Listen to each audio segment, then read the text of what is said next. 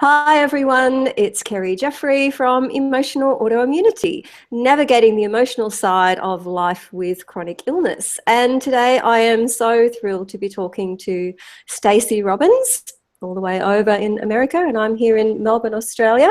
So before I start talking to Stacey, I'm just going to tell you a little bit about her. So Stacey Robbins is the author of You're Not Crazy and You're Not Alone, which I have a copy, and came along at a really great point in my life. And Stacey is a speaker who inspires women to live a life filled with love, humour and truth. Her style brings warmth and connection as she shares her stories full of bite-sized wisdom and divine encounters.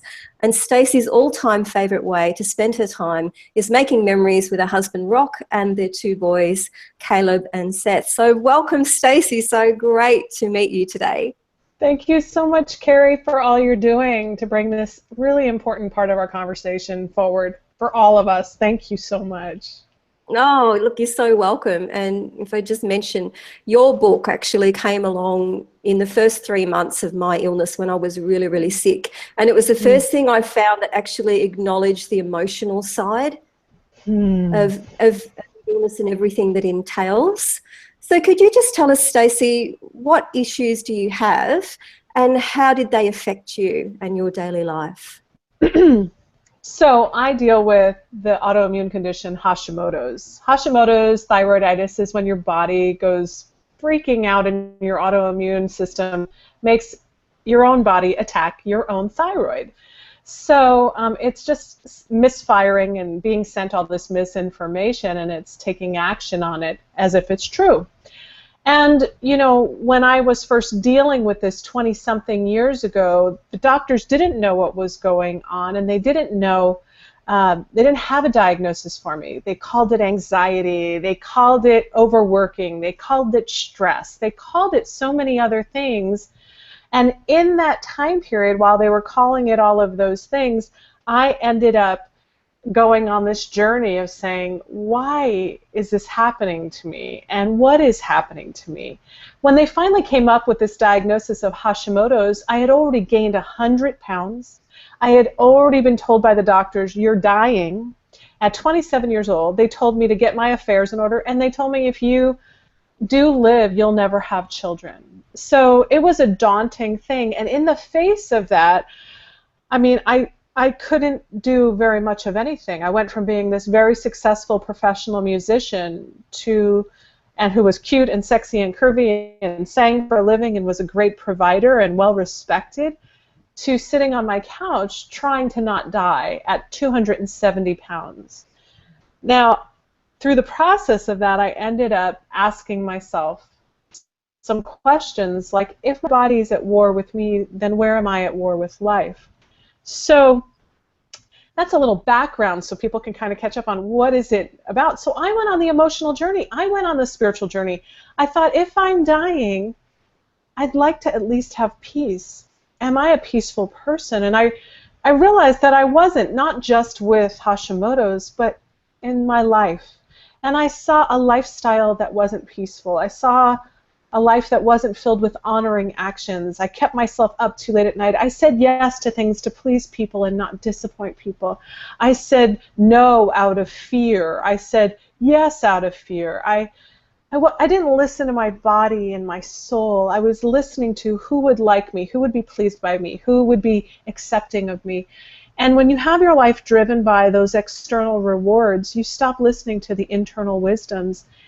During that time with Hashimoto's, when I didn't have a lot of energy to do anything, I looked at myself and I thought, you know, where does this come from, and what is the most important thing that I do with this? And the journey of loving myself became the most important thing. So you asked me the question of, you know, how does it affect my life, right?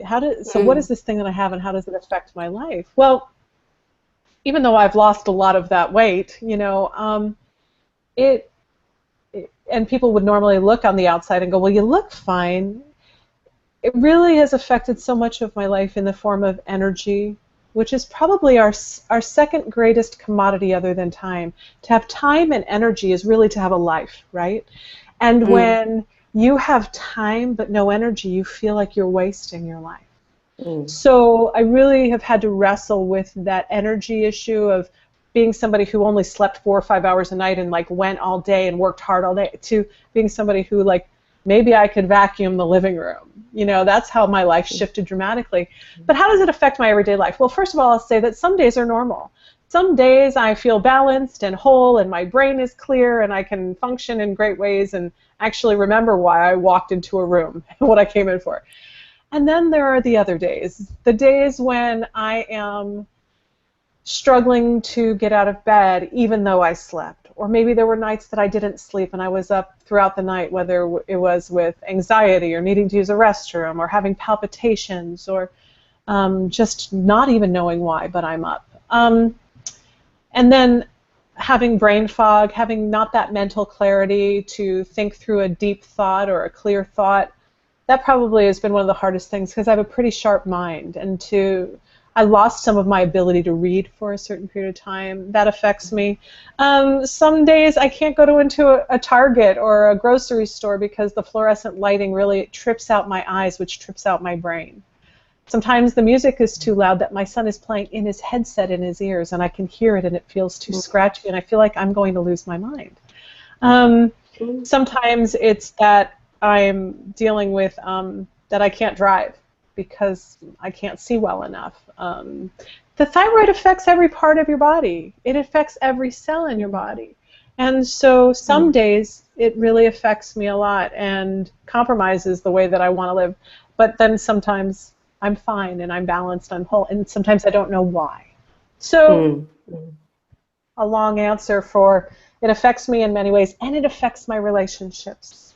Because, you know, relationships are emotional things. They're physical things, but they're also emotional things. And when you have to disappoint someone and say, I'm so sorry I can't cook dinner for you because I feel like poop on a cracker.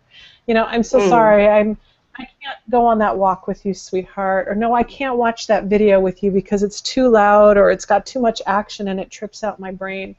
You know, that affects your, you know, who you thought you would be in a relationship. So I deal with that too. I deal with how am I going to tell a coworker in my business, you know what, I'm going to need you to carry a heavier load today, or tell that to my husband, or let my boys know the place is going to be a mess unless you want to clean it because mom just can't do it all today. Mom's not in super mom mode. She's in super healing mode, you know. So it's that ongoing thing, Stacey, isn't it? It's just that ongoing negotiation of all those little things in life that we used to take for granted, and that makes it a little bit unpredictable, doesn't it? It makes it a little bit, you know, hard to sort of plan ahead and think, okay, in a couple of days' time I've got a really big thing I've got to do. Then you get to that day and you think, well, maybe we're not going to do quite as much today as we want to do.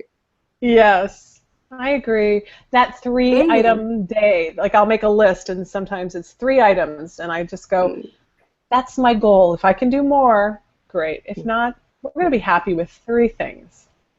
You know.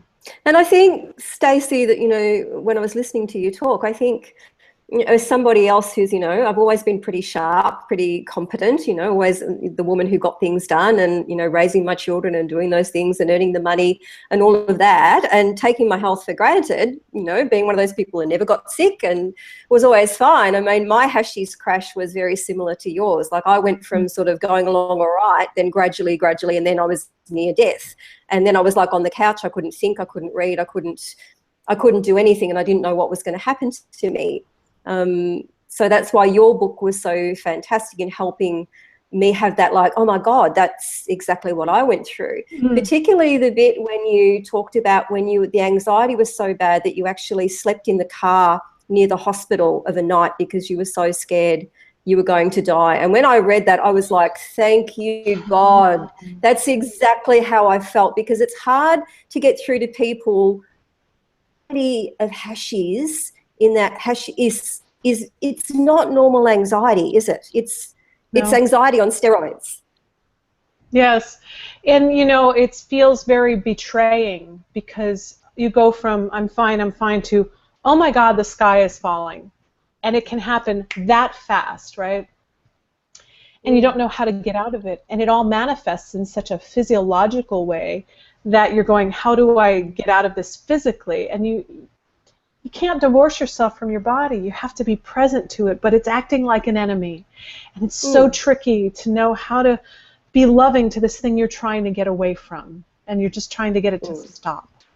So yeah, the anxiety was huge, and yes, I did sleep in the hospital parking lot night after night, and it would hit around the same time. And I didn't know then that our hormones go in waves through different times of the day. You know, our adrenaline, our cortisol, those kinds of things have rhythms to them. And I didn't understand why almost every night around 1 o'clock I'd be like, we have to go to the hospital. Like, I'd either wake us up out of a sleep, or I would have us go right from, like, we were working or just sitting on the couch or whatever, and I'd go, we have to go now. And my husband would drive me. And there was this time between like 1 and 4 a.m. where I'd have to just be there. And then around 4 o'clock I'd be like, we can go now. I was just afraid to die in bed. I just wanted to be close if I needed help. And my husband couldn't help me. He didn't know how to help me. And I just wanted someone qualified. So we slept in our car for a few hours night after night for months. And it's not an easy ride. Yeah, that feeling of just, I need something nearby to reassure me, because that was my fear too, that because nighttime was always the worst, and that my boys would find me dead in bed in the morning. You know, that's what the fear was to me every night. And with all those things going on, Stacey, what do you think was the hardest for you emotionally to come to terms with about getting your Hashimoto's and dealing with that? I think different things phased in and out of being hard, but one of the hardest things, I'll share two of the hardest things. Probably one of the hardest things was that I couldn't function the way that I used to, and the way that I expected that age that I was at to function.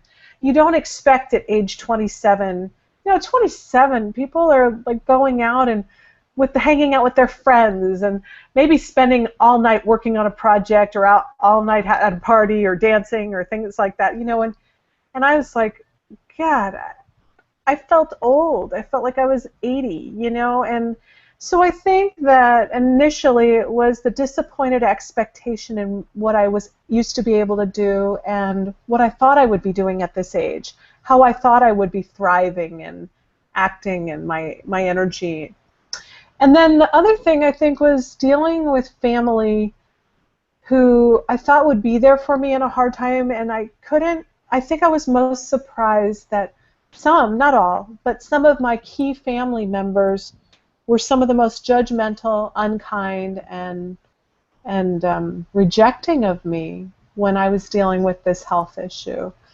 Saying things like, you're just lazy. And I'm like, I've been working since I was 15. When have I ever come off as lazy? Like, where does that word come up in my life? I was a workaholic if I was anything, Or saying that I was just doing it to get attention. I sang on a stage for my living. I didn't need any more attention, Just the accusations just seemed to be so out there. And, so I think that those disappointed expectations were probably the two hardest things. What I expected from myself and the way other people treated me. And in a very real sense, I think when you get something like this, it's like your life is over, like that life is over, and you don't know what the new life is going to be or what you're going to be capable of. So I think there is that real grieving process that you've got to go through for that. And I mean, especially for you, so young, and so many things, great things to look forward to, thinking you're going to have all that energy, and then suddenly, you're in this position, you don't know what's going to happen to you, the doctors don't really know, and basically you're really left to fight for your life, aren't you? Yes, it was just a lot of adjustment, and yes, grief was a part of it.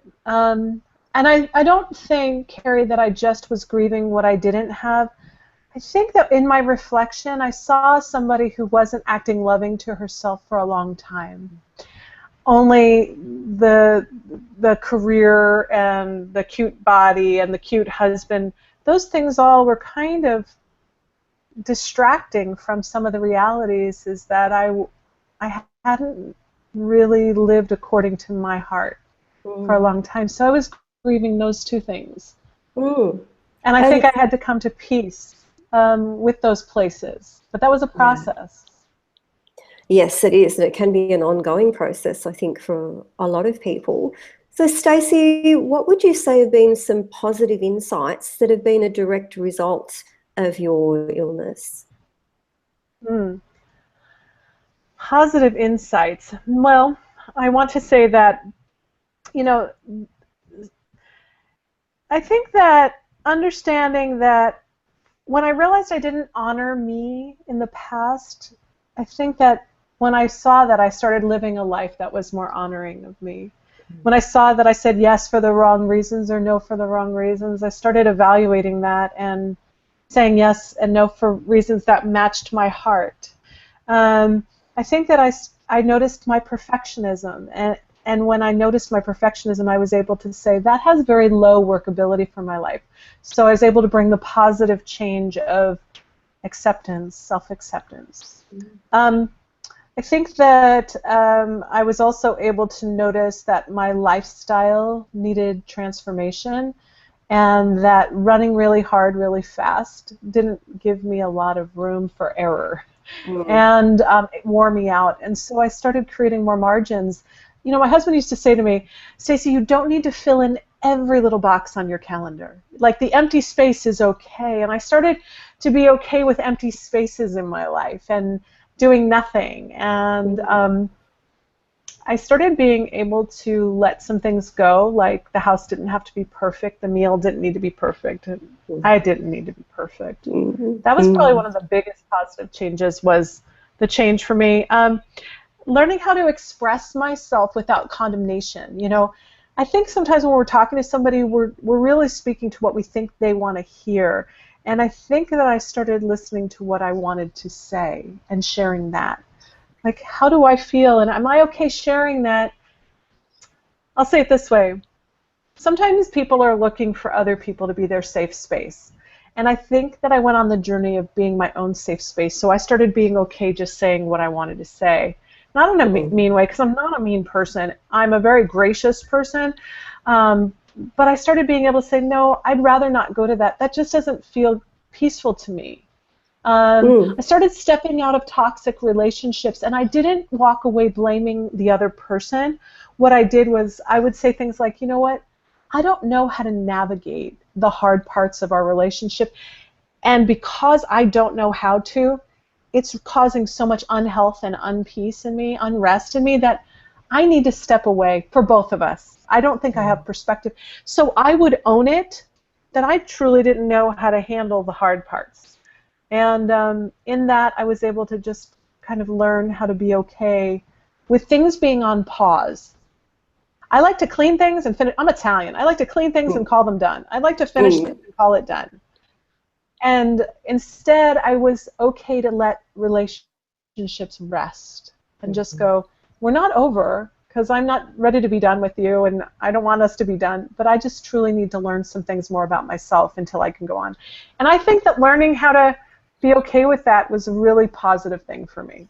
It sounds like a real process of finding your voice and setting those boundaries and taking that time for yourself. It's really necessary, isn't it? I mean, one of the things that certainly my illness has taught me is what's really important to me and what's not.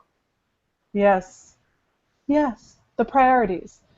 Because if you know, I tell people I have an infinite amount of love, but I only have a finite amount of time and energy. So I have to prioritize. I can love everyone because that's an energetic thing, but I'm in the constraints of this time-space continuum, so I have to honor that. And that's where my yes and no, my choices come in, and they have to be choices of honor. And I believe, Carrie, that if I do something that's honoring for me, truly honoring, then it will also honor you, you know? And because I think honor to me is when you treat yourself like you're important. And when you treat yourself like you're important, you're not saying more important than someone.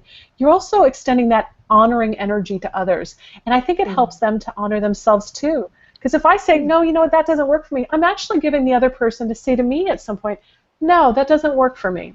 You know, and you're creating a higher vibration of interaction. I believe, with each other. And acting from that space of authenticity is, I think, sometimes if you're the person that, you know, is there to solve everybody else's problem, it doesn't give them the space to actually understand that they can find solutions for themselves. And so it's good for you and it's good for them, because, you know, it's creating that space of opportunity for both people. Yes, you're resigning from being God in anybody's life. Yes. Yeah, and so you're allowing them to be there. You're like, I'm not your guru. You get to be your guru. Yeah, because sometimes when you're just too tired to hold up that that role anymore, then it lets someone just be in their own identity. Yes, good point. Thank you for bringing that up. You're very welcome.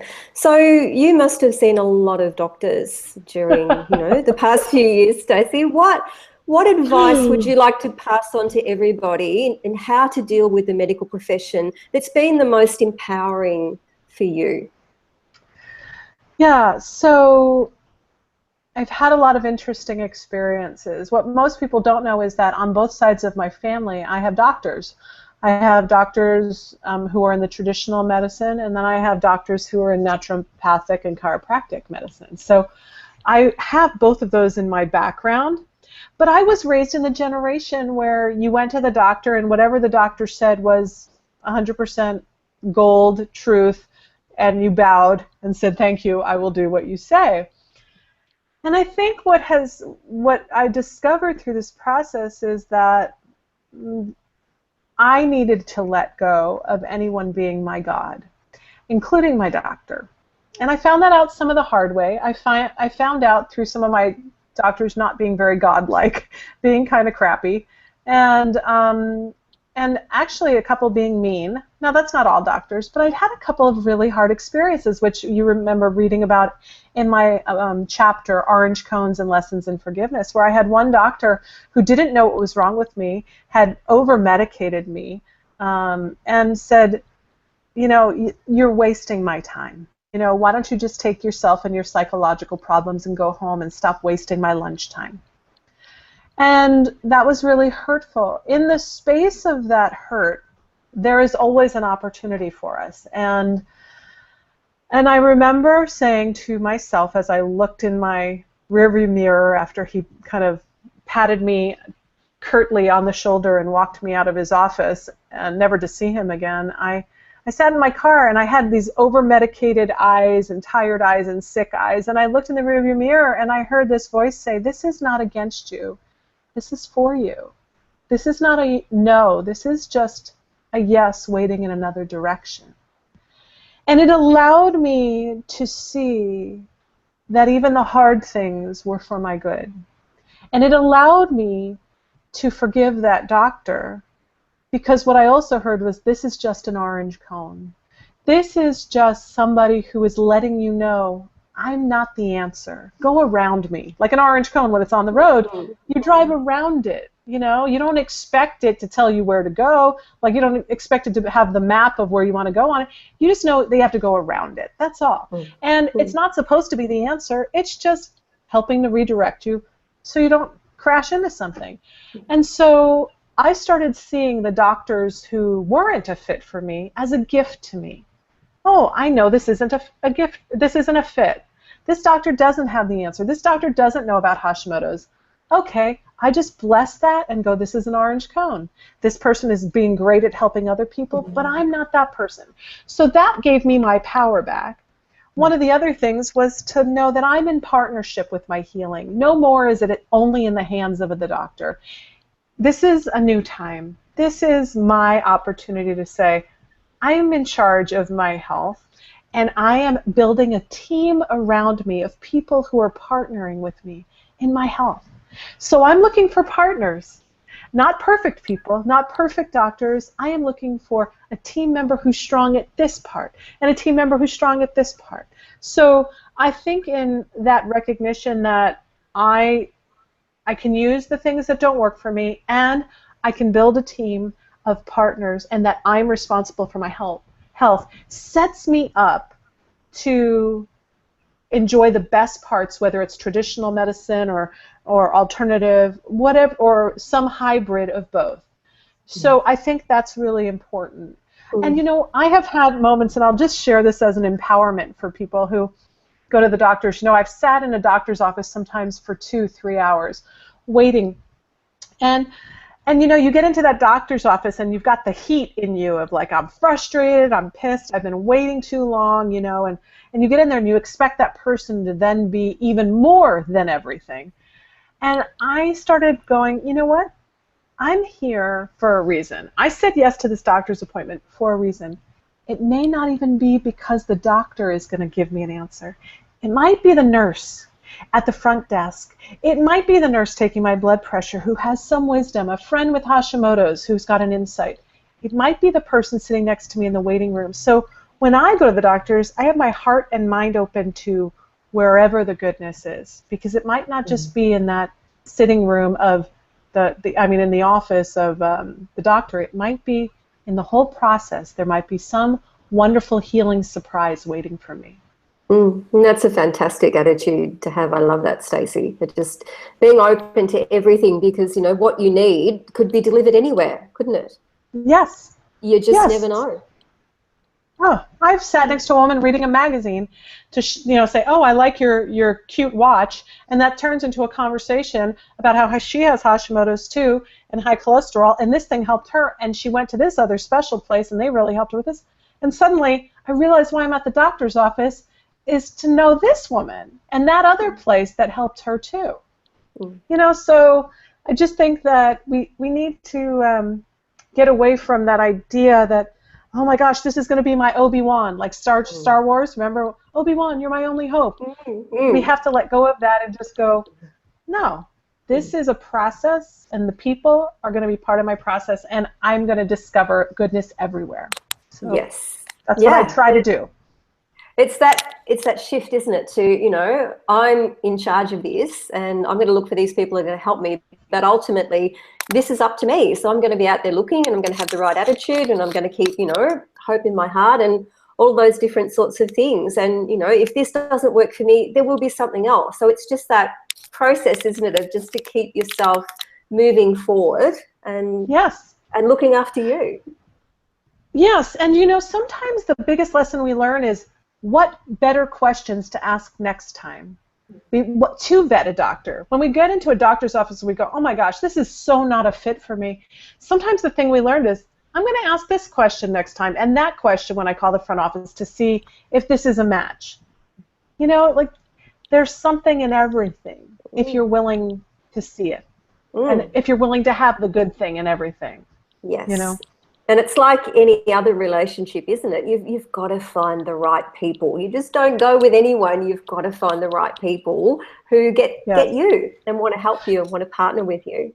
Yes, and I should say that too, because I'm talking about that whole like esoteric kind of thing. But the truth is that you need to know that your doctor hears you, understands you, has respect for you, has a similar goal. If you're working with a doctor who always wants to cut out your thyroid and you're looking for a way to heal your autoimmunity, you're not on the same page. You're going to have to redirect. It's going to feel uncomfortable. You don't have to hate that person. You can just make a choice and be clear and move along. Like I say in my book, move along, little doggy. It's okay. It's okay to know what you want and to state what you want and to find people who can help you get what you want. Yes, absolutely. Yes. And Stacey, I know you've talked about this a lot, but this is probably going to be a bit of a new audience for you. But did having your illness change the way you feel about your body? I mean, obviously gaining all that weight at that age must have been huge for you. Just wrap your mind around that. Oh, yeah. Can you imagine going from a performer who's 135 pounds, totally cute, totally, able to wear what she wants and have attention from that, positive attention from that, and not even realizing how important it was to me, to going to 270 pounds, so twice my weight. I looked like I ate myself. I would go past buildings, that you could see a reflection in a building, and I'd be looking over going, oh my God, that's me with all those chins. How come my butt sits so high up? Wait, why?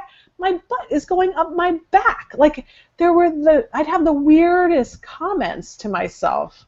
And I realized that I wouldn't laugh because I thought if I laughed, there'd be too many chins showing, or if I danced, people would be paying attention to my rear end. I didn't want to have people take pictures of me. I sweated during the summertime, not wanting to wear sleeveless shirts because I didn't want everyone to see the big arm hang, and yeah, I was embarrassed. I was embarrassed by my body. I felt uncomfortable in the bedroom. I wanted to just be the old way that I was again, and so in the beginning of my diagnosis, I just tried to get skinny. The doctor gave me 3 times the dosage, two or three times the dosage of phentermine, fen, because he didn't know it was a thyroid issue, so he was trying to just get me to lose weight too. And I'm doing these crazy diets. I'm not losing weight. I'm gaining weight, and so I finally went on that journey of not trying to be skinny anymore because nothing was working, to accepting myself. And it's tricky to, you feel like you're settling if you accept yourself. There's a thought in your mind like, if I accept me, am I telling myself it's okay to stay this way? Am I giving up? Am I resigning? And the truth is that no, you're not. You're just releasing yourself from the pressure to be someplace you're not. And the truth is that when you actually surrender, when you actually accept yourself, your body stops producing all that adrenaline and cortisol, and it actually helps you to relax, and you can lose weight more easily when you stop giving yourself such a hard time. Because I think many of us feel like if we punish ourselves longer, that will keep us from getting heavier. And I had to stop punishing myself for being fat. I realized I had a judgment against fat people, against people who were overweight. I didn't realize that until I was overweight. That I thought, oh, people who are heavy are lazy, or people who are, and I was realizing I was feeling that way about me. I didn't even realize that. And the biggest thing too I realized was that I felt less worth loving because I was overweight. So what changes did I go through? I went on a journey of being friends with my body and being thankful for where it was, thanking my thighs, my very heavy thighs that had a lot of cellulite on them, and saying thank you that you're here, thank you that you've walked me around, thank you that my babies were birthed through these legs, and just showing gratitude. I still want to be skinny, but I'm not holding myself hostage until I am. That's what's different. Yeah. And that's, I think, for us as women, Stacey, I think that's one of the most difficult parts about this disease, because not only, I probably had Hashimoto's and celiac since I was a kid, because I was always on the heavy side, and to lose weight I needed to do some drastic dieting. But I just reached this place of peace with my body. I was happy with the size that I was, but all of a sudden, with doing nothing different, I started stacking on all of this weight from nowhere. And I could see it, but it was different weight. It was sort of fluidy, and because I'd always been fairly firm but big. And then my face started changing as I got sicker and sicker, and I looked like I was the picture of Dorian Gray. And at so many points, I'd look in the mirror and I would cry because I didn't recognize myself. Yes. And that's, for us as women, that is such a difficult thing to come to terms with, isn't it? When you're not the person that you were before, mentally, physically, emotionally, it's just all gone.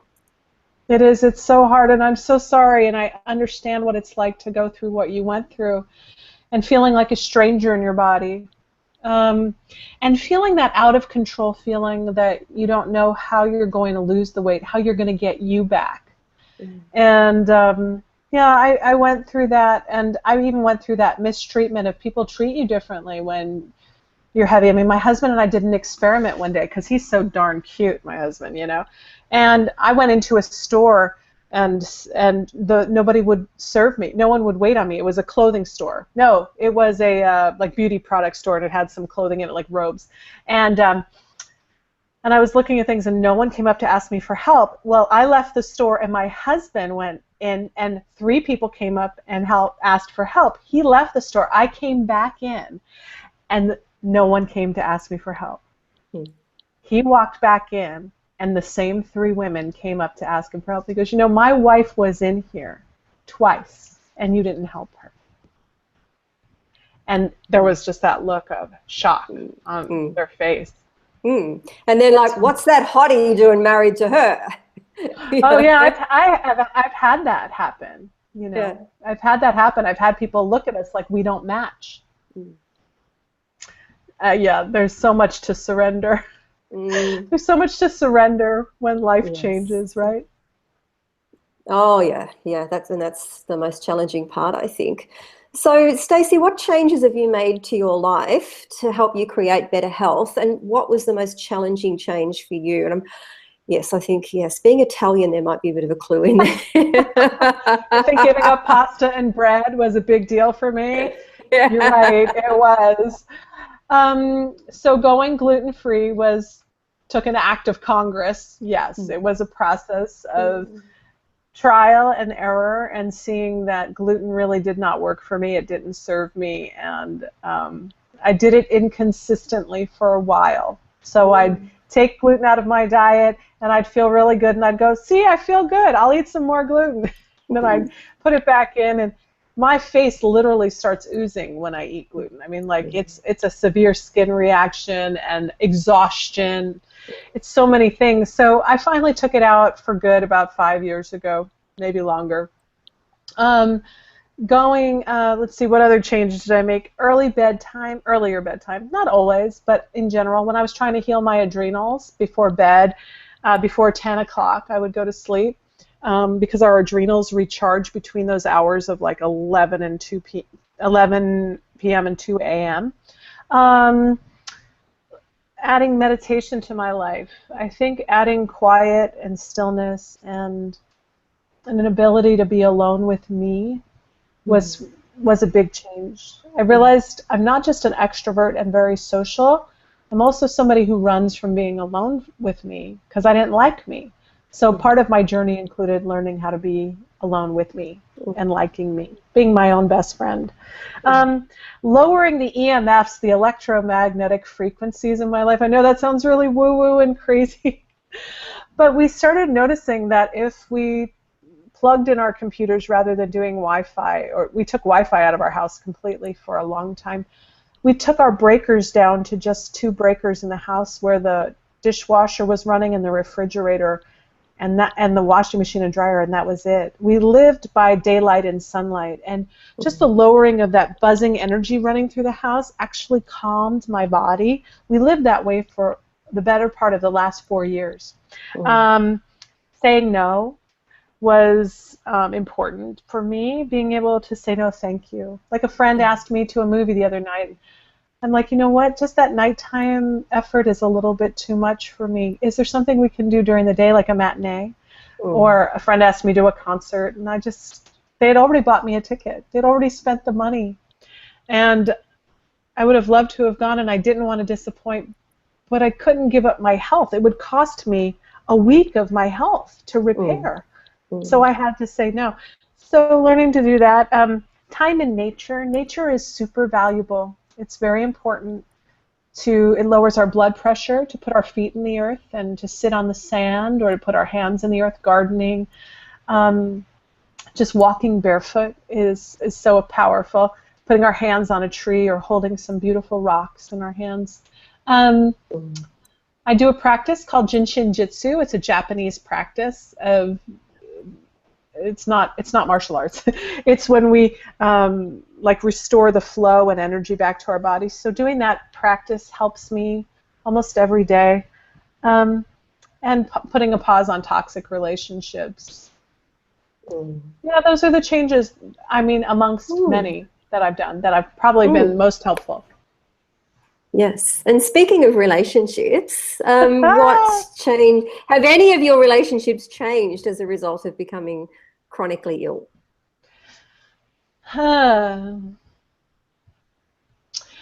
Yes, relationships have changed. And I think this is what happens. Sorry, I've got the fan blowing. I keep like trying to get the hair off my nose and off my eyes, but it's a little warm. We're having a heat spell in California, so forgive me.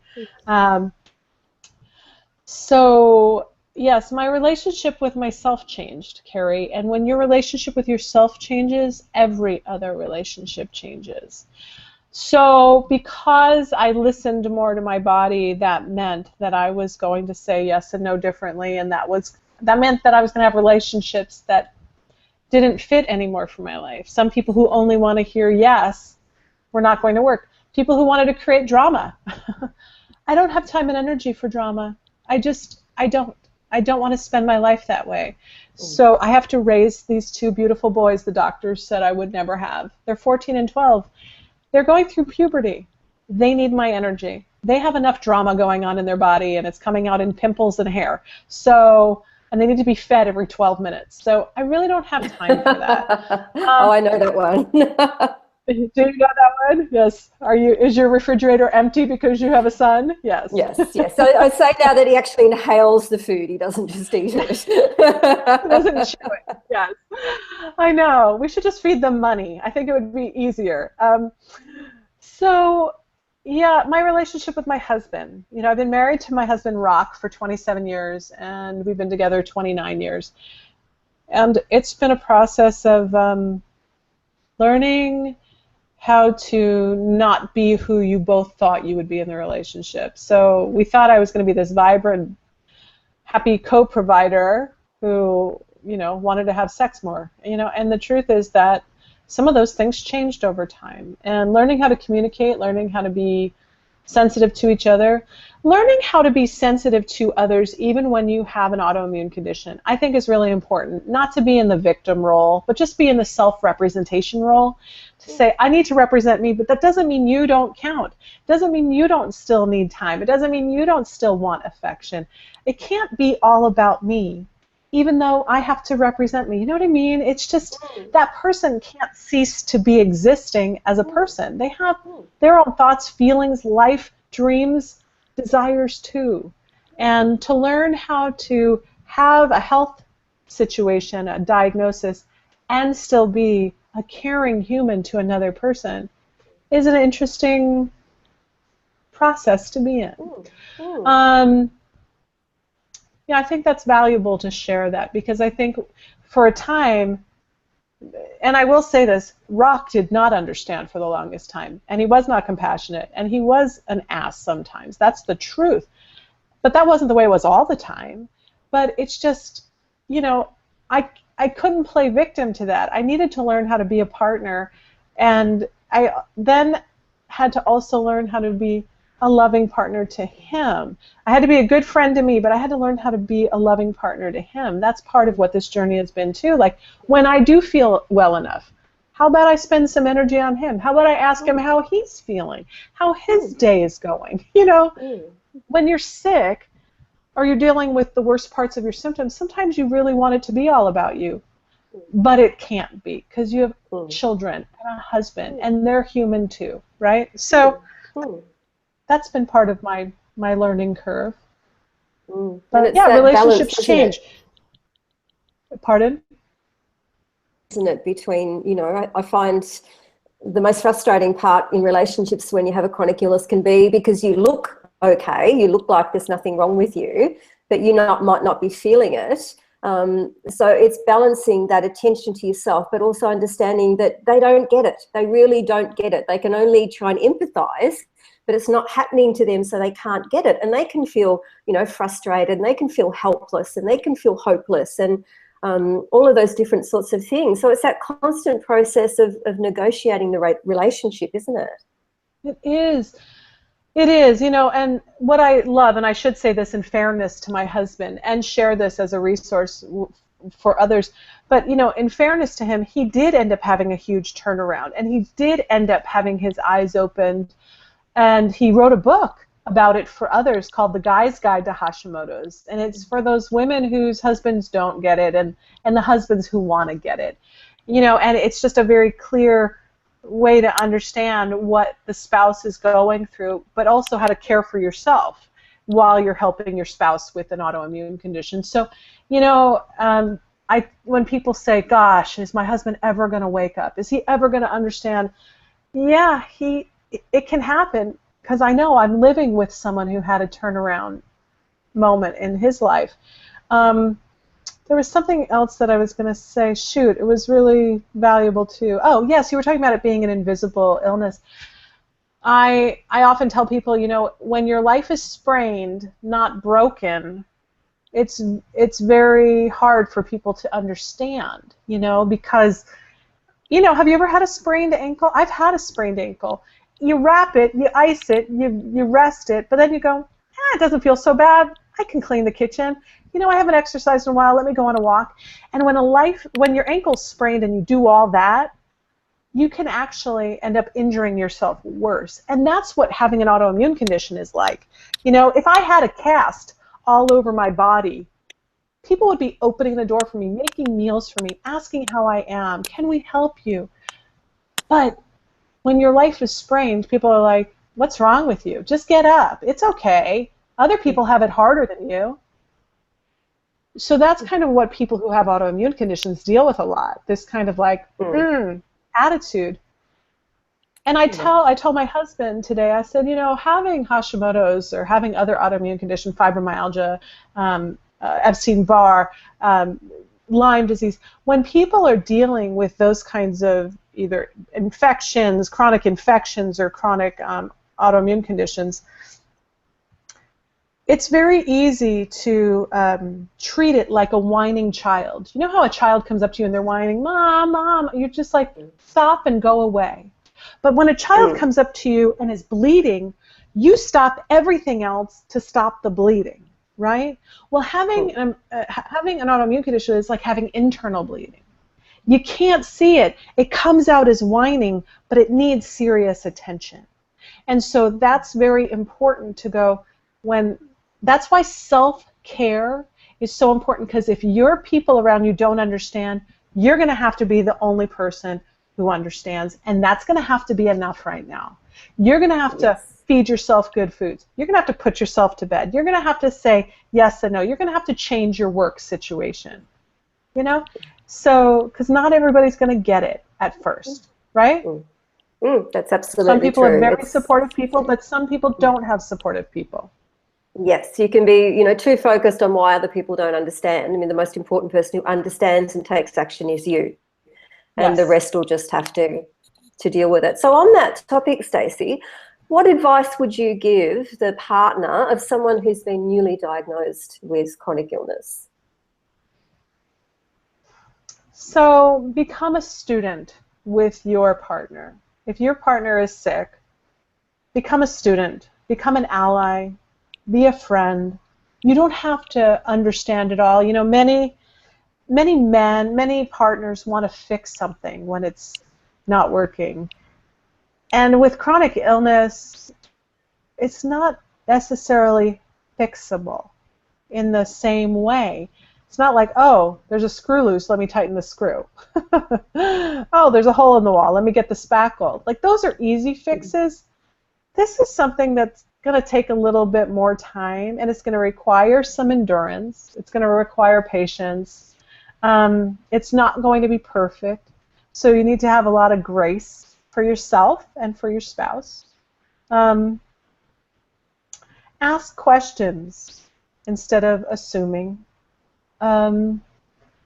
Be comforting.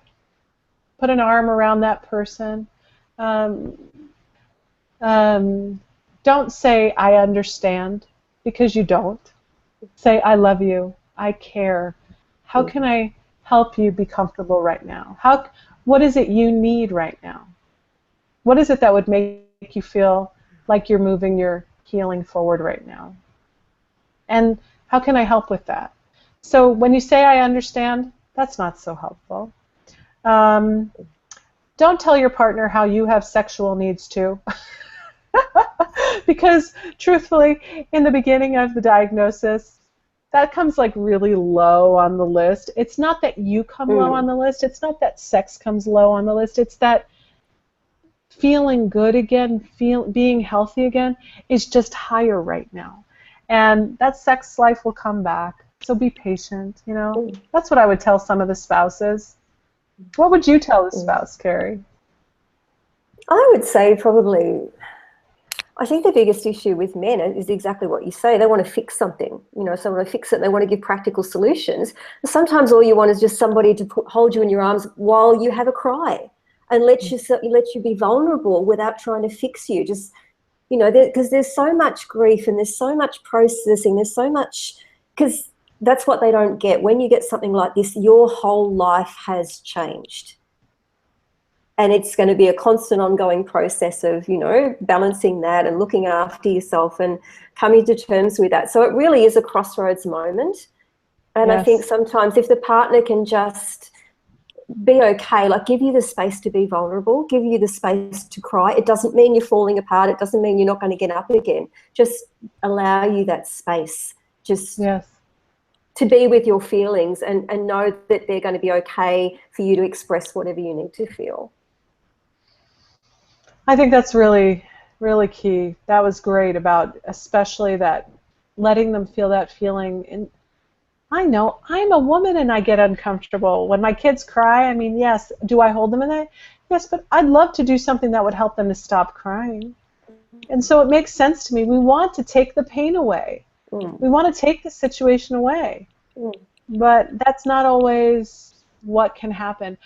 But I will say, if you're a spouse with a partner with Hashimoto's or another autoimmune condition, help your partner research. Their brain is likely not functioning super well. They're not catching all the details. And also help make the home a peaceful home. That doesn't mean there's never going to be a fight with the kids or with each other. It's just real life. But take the TV, turn the TV off, put on some peaceful music, or maybe just let it be quiet for a while. Maybe you don't need to share every headline of all the hard things that are going on in the news today. You know, maybe just bring an element of laughter or play or just peacefulness to the family. There's high value in that. There was high value in that for me. Sometimes I'll walk into the kitchen in the morning and my husband's like playing Stevie Wonder and all this crazy music while he's making bacon. And truly, I'm grateful he's making bacon. And I love to hear him sing. But I walk in and that's a big lot of noise for the start of my day, even though I love Stevie Wonder. But sometimes I'll walk in and he'll be playing my little weird yoga music, you know, like Indian Hindu music or whatever. And I'm like, you did that for me. Thank you so much. God, I love you. Yes. So. And if I've got energy, you're getting some tonight. That's it. Yes, exactly. You really want to say thanks in other ways, don't you? That's right. Absolutely. Yeah. Well, Stacey, it's been such a delight talking to you today. But can you tell everybody where they can find out more about you and your wonderful books and everything that you're doing? Sure. Thank you so much, Carrie, and thanks to all your listeners. I hope this has been comforting. If you would like to find more information, I'm at staceyrobbins.com, www.staceyrobbins.com. That's with 2 B's. And I have my book, You're Not Crazy and You're Not Alone, which you can find on Amazon. It's very funny and very real and honest and comforting. And I have a online coaching course, so I coach clients all around, and then I have that coaching course that people can just access online straight from their pajamas in bed, which is so helpful. So all those things are on my website, and we have a wonderful Facebook group called The Girlfriend's Guide to Hashimoto's, and it's a private group, and you get to come in and have the emotional conversation. We're not a medical group. We are a high vibe empowerment group where you can come and talk about the relationship stuff or the how do I ask my doctor questions without offending him or misrepresenting me, or how do I be a good mom when I feel so guilty and I can't say yes all the time to my kids.